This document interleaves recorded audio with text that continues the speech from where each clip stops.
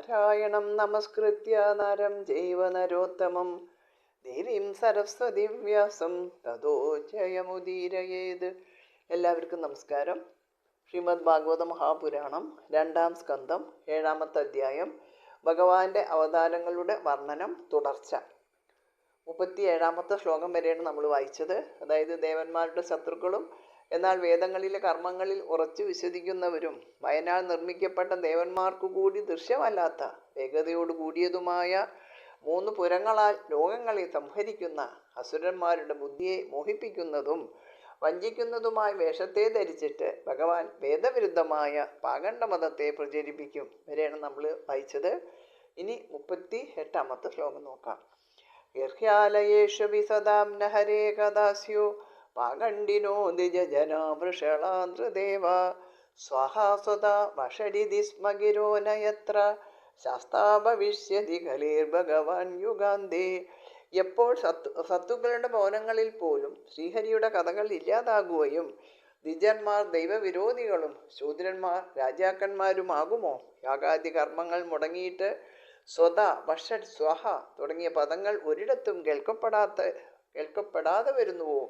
ആ യുഗത്തിൻ്റെ അന്ത്യത്തിൽ ഭഗവാൻ ഹരി ഇതിനൊക്കെ കാരണക്കാരനാകുന്ന കലിയെ നശിപ്പിക്കാനായി കൽക്കിയായി അവതരിക്കും. സർഗേ തപോഹമൃഷയോ നവയേ പ്രദേശ സ്ഥാനേ ധർമ്മമഗമന്യമരാപനീശ അന്തേ ത്വധർമ്മഹരമന്യു വശാസുരാദ്യ മായാ വിഭൂതയ ഹിമാ പുരുശക്തിഭാജ. സൃഷ്ടിയിൽ തപസ്വരൂപനായ ഞാനും ഋഷികളും പ്രജാപതികളായ 9 പേരും പരിപാലിക്കുന്ന ധർമ്മദേവനും യാഗസ്വരൂപനായ വിഷ്ണുവും മനുക്കളും ദേവന്മാരും രാജാക്കന്മാരും സംഹരിക്കുന്ന അധർമ്മവും രുദ്രനും സർപ്പങ്ങളും അസുരന്മാരുമായി ആരൊക്കെയുണ്ടോ അവരൊക്കെ അനന്തമായ ശക്തിയുള്ള ഭഗവാന്റെ മായാശക്തികൾ ആകുന്നു. വിഷ്ണോർണു വീരഗണനാം കഥമോർഹദീഹ യപ്പാർത്തിവാന്യവികവിർവിമമേ രജാംസേ ചസ്കംബയുസ്വരം ഹസാത്കലതാ ത്രിപൃഷ്ടം യസ്മാത്രിസാമ്യ സദനാദുരുകമ്പയാനം.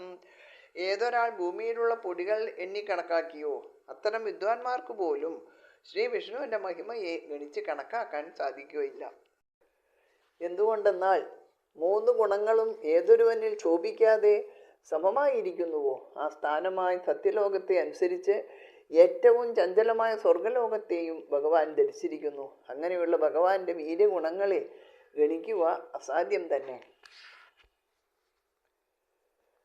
നാദംബിതാമെഹമമേ മുനയോഗ്രജാസ്തേ മായാബലസ്യ പുരുഷസ്യ കുതോ പരേയേ ഗായൻ ഗുണാൻ ദശശതാനന ആദിദേവ ശേഷോധുനാഭി സമവസ്യ ദീനസ്യ പാരം.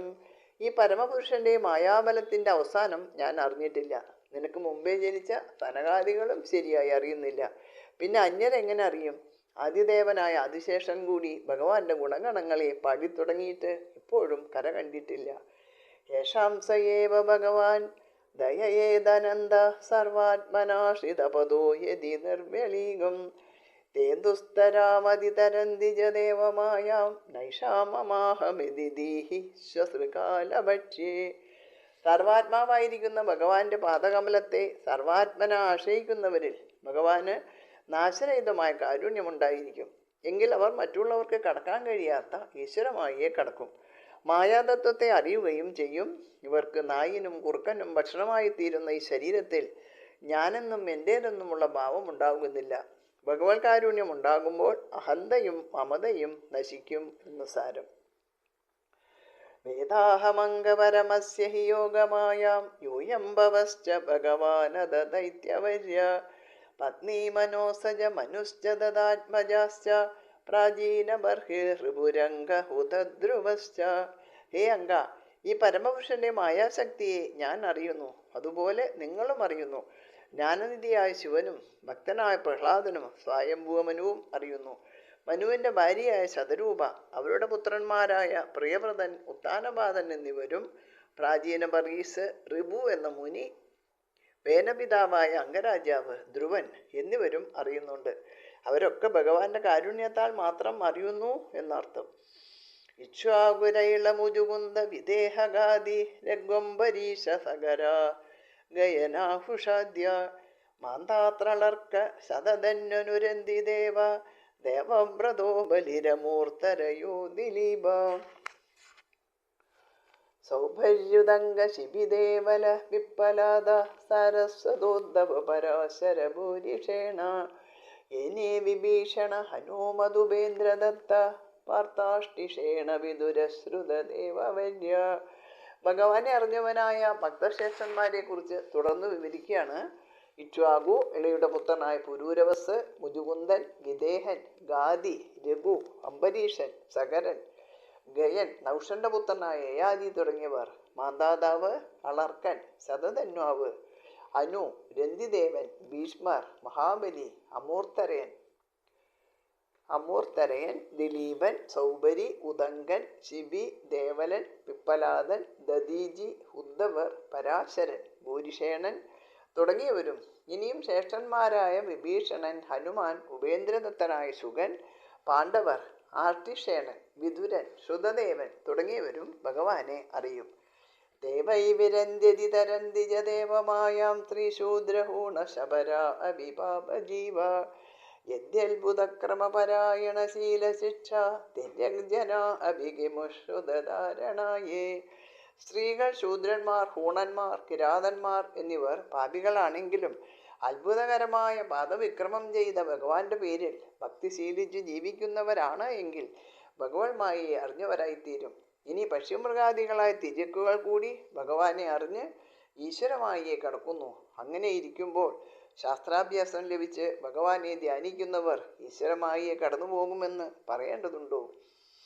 ശശപ്രശാന്തമഭയം പ്രതിബോധമാത്രം ശുദ്ധം സമം സദസദസ്പരമാത്മതത്വം ശബ്ദോനയത്ര പുരുകാരകവാൻ ക്രിയാർത്ഥോ മായാപരേത്യ വിമുഖേജ വിലജ്ജമാന.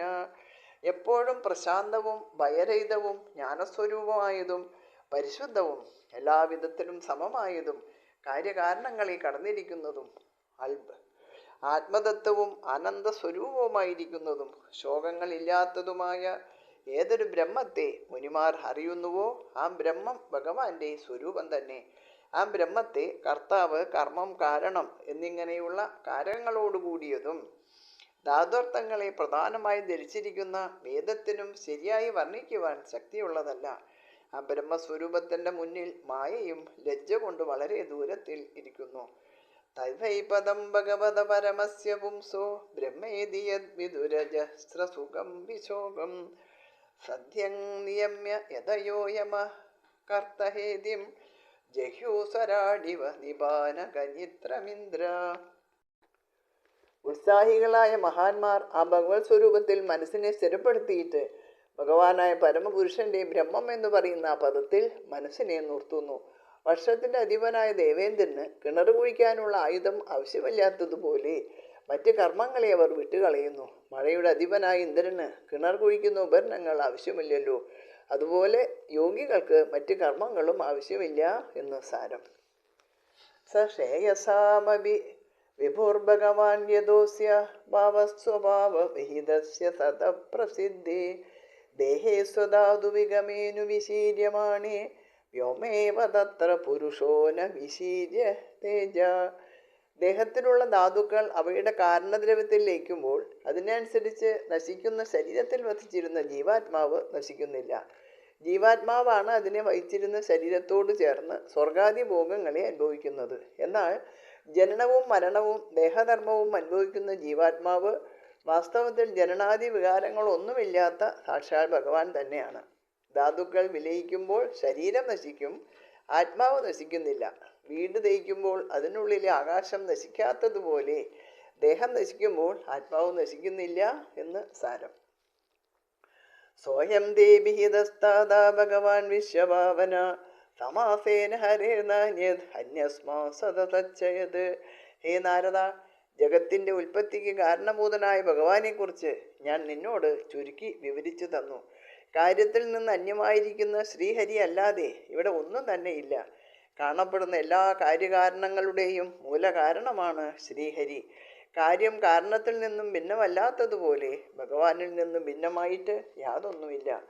ഇതം ഭാഗവതം നാമയന്മേ ഭഗവതോദിതം സംഗ്രഹോയം വിഭൂതീനാം ത്വമേതദ് വിപുലീകുരു.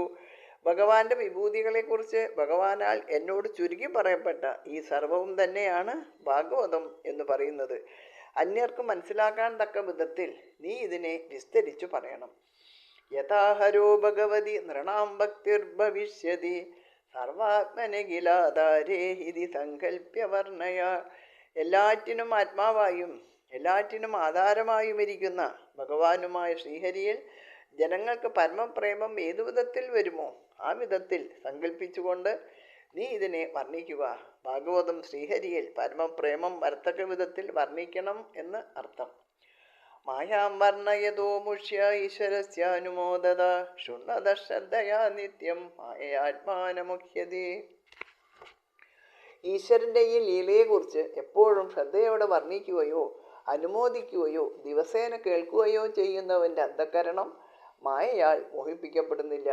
ഇത് ശ്രീമദ് ഭാഗവതേ മഹാപുരാണേ പാരമഹംസ്യാം സംഹിതായാം ദ്വിതീയ സ്കന്ധേ ബ്രഹ്മനാരദ സംവാദേ സപ്തമോധ്യായഃ. 2-ാം സ്കന്ധം 7-ാമത്തെ അധ്യായം ഇവിടെ അവസാനിച്ചു. എല്ലാവർക്കും നമസ്കാരം.